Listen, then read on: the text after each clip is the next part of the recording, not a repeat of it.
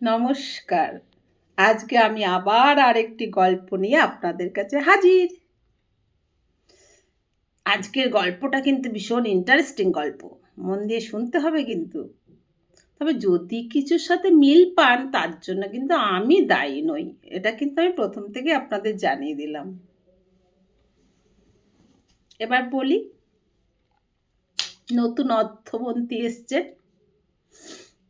উনি ঢুকেই চেয়ারে বসলেন। বসার পরে উনি দেখছেন টেবিলে একটা চিরকুট এবং তার পাশে 3টে খাম। তো উনি চিরকুটটা খুলে পড়ে দেখলেন তাতে লেখা আছে, যখনই বিপদে পড়িবেন এই 3টি খাম ব্যবহার করিবেন। উনি দেখে রেখে দিলেন। প্রথমবার হঠাৎ দেখা গেল বাজেটে বিশাল গন্ডগোল। উনি তো ঘাবড়ে গেলেন। আমি মন্ত্রণালয়ে ঢুকলাম এবছরে, বাজেটের এত গন্ডগোল, কি করা যায়। ওনার হঠাৎ মনে পড়লো, আরে আগের অর্থমন্ত্রী তো আমাকে একটা খাম দিয়ে গেছেন 3টে। তো উনি তাড়াতাড়ি করে একটা খাম খুললেন।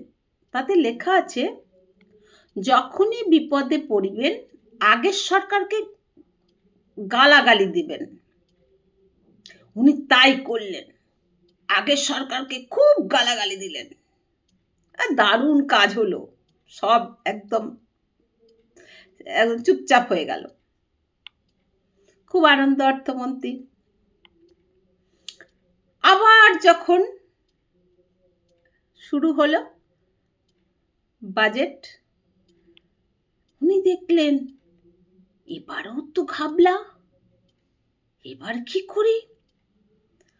উনি তখন কি করবেন হঠাৎ মনে পড়লো, আরে আরেকটা তো আরো 2টো খাম আছে, আরেকটা তো খুলি। আরেকটা খুললেন, খুলে দেখলেন তাতে লেখা আছে, আগের সরকারের যা যা পরিকল্পনা আছে সবগুলোকে বাতিল করে দিন।